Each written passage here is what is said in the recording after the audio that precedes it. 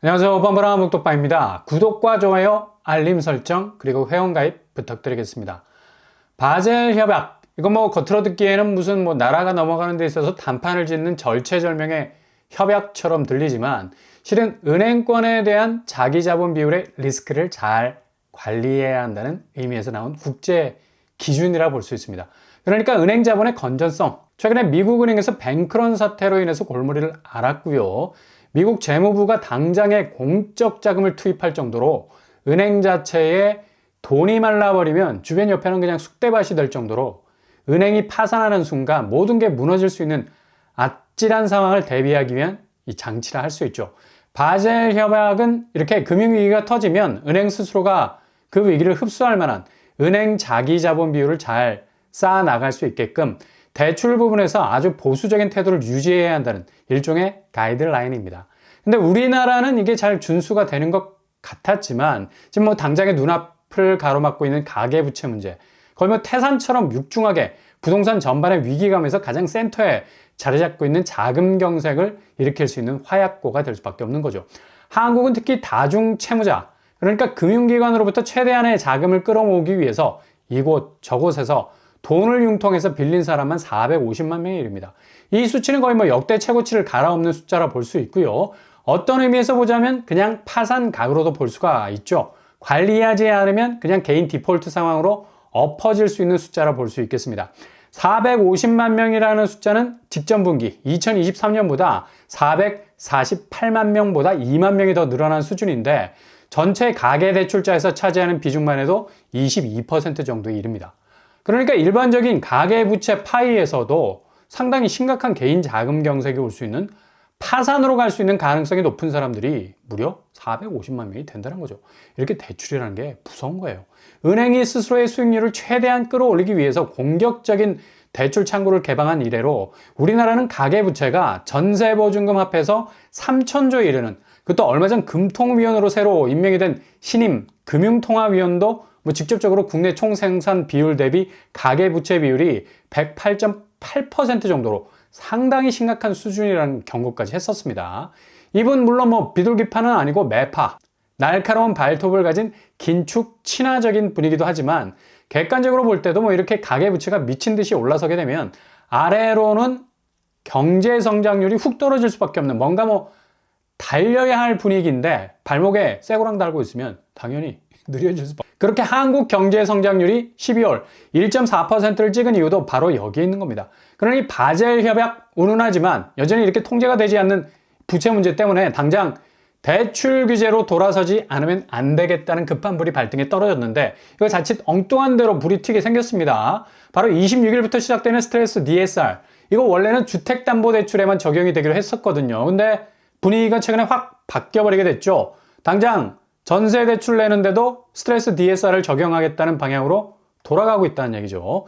DSR 40%라는 건 쉽게 말해서 소득이 1억인 사람이 원금과 대출 이자의 합이 연간 4천만 원이 넘지 말아야 한다는 대출 상한선을 정해놓은 건데 이게 그동안 주담대에만 적용이 됐었거든요. 근데 이거 엄하게 불똥이 무주택자에게 튈 가능성 높아진 겁니다. 차주의 상환 능력 범위를 단지 집을 사는 사람에게 적용하지 않고 세를 사는 사람에게까지 적용을 한다는 건데 아무리 지금 은행 건전성에 빨간불이 들어와서 여러모로 대출을 쪼이는 분위기로 돌아간다 해도 너무 급하게 드라이브를 거는 느낌마저 들죠. 이건 어떻게 보면 억울한 면이 많습니다.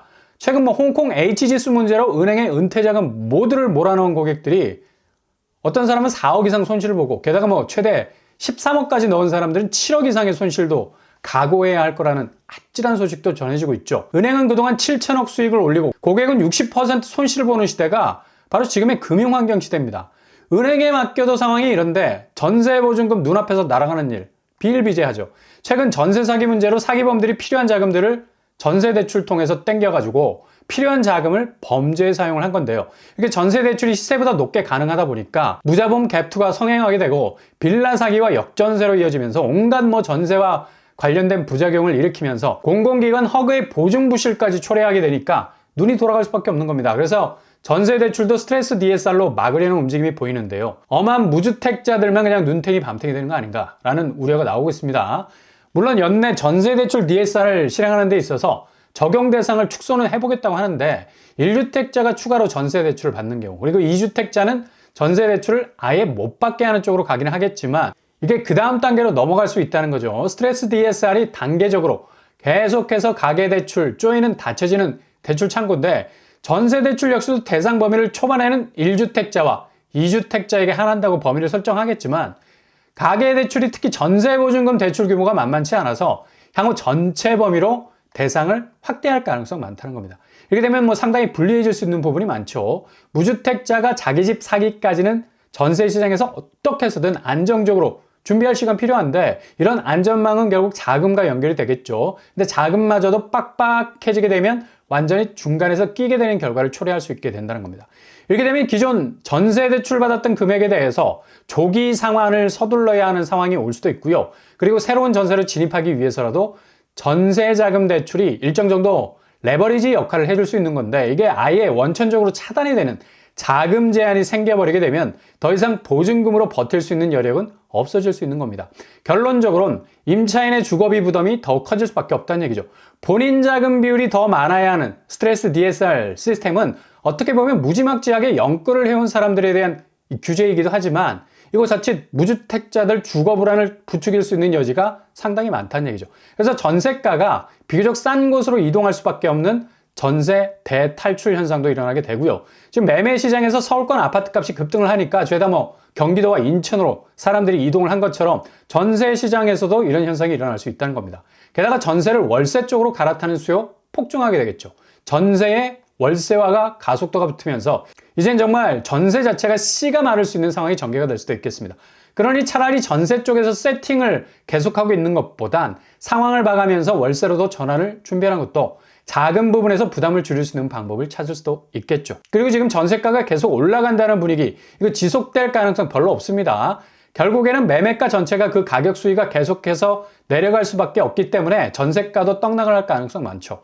이렇게 되면 역전세, 깡통전세, 온갖 전세 시장에서 벌어질 수 있는 부작용들이 무주택자들을 급습할 수 있는 영향도 배제할 수 없기 때문에 주구장창 전세 시장에 머문다는 건 이렇게 자금의 리스크가 있을 수 있기 때문에 새로운 방향 모색도 필요하다는 얘기죠.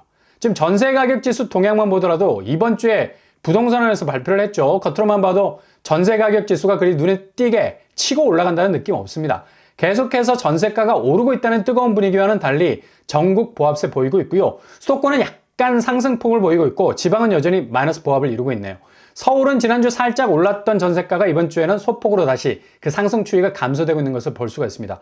그러니까 원포인트 전세 수요가 붙은 쪽에서만 전세가가 매매 시장과는 다른 방향으로 움직이고 있는 것으로 보이죠. 상황이 이렇게 돌아가다 보니까 이게 전세가 어마무시 오를 거라는 전망으로 월세나 반전세로 갈아타는 게 아니라 오히려 이게 반대 궤적으로 움직일 것 같은 염려, 전세가가 엄청나게 매매 시장의 약세장을 그대로 흡수해서 나락으로 떨어질 수 있는 가능성도 없기 때문에 안전장치 통해서라도 공격적인 전세 쪽으로의 접근은 하지 않는 것으로 보인다는 얘기죠. 특히 이런 조짐들은 지금 허그의 전세보증금 반환보증 사고액이 2,900억가량으로 집계가 되는 데 나타나고 있습니다. 사고액 기준 작년 1월 대비 31% 이상이 늘어나는 추세 보이고 있습니다. 거의 뭐 기록적인 수치라 볼 수가 있겠죠. 그만큼 집주인이 세입자에게 보증금을 돌려줄 수 없는 자금 위기를 겪는 역전세난이 계속해서 누적되는 추세를 보이고 있어서 이게 단지 역전세 깡통전세가 지나가버린 과거사가 아니라 지금 현재 진행형으로 계속해서 이어지고 있다는 것이 문제라는 얘기죠. 아마도 조만간에 전세 부분에서도 전혀 예상하지 못한 도미노식 위기가 터질 것으로 보입니다. 이렇게 보증사고가 급증을 한다는 건 그만큼 매매 시장에서 집을 가지고 있는 집주인들의 자금 여력이 한계치에 왔다는 것을 반증하기 때문에 눌러서 보이지 않을 뿐이지 이게 한두 개 감당하지 못할 정도로 튀어나오기 시작을 하면 그냥 한꺼번에 터질 수 있는 내관이 될 수 있다는 얘기죠. 금융당국에서도 스트레스 DSR에서 전세자금까지도 범위를 좁히려는 이유가 바로 여기 있는 겁니다. 허그도 뭐 보증잔액이 사건 사고가 끊임없이 터지고 있기 때문에 보증잔액 규모가 2022년 말까지 100조 원을 넘어서는 어마무시한 증가 추세 보이고 있기 때문에 결국에 가서는 공적 자금에 구멍이 생길 수밖에 없는 자금 고갈 현상이 일어날 수밖에 없고요. 부실이 발생할 수 있는 위기를 맞이할 수 있다는 얘기죠.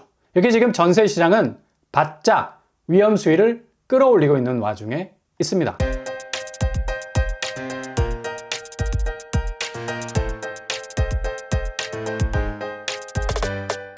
오늘의 부동산 캐릭터처 바젤 협약이 무주택자에게로 범위가 확대가 되면 특히 스트레스 DSR 규제가 주거 불안으로 이어질 수 있는 가능성 있습니다.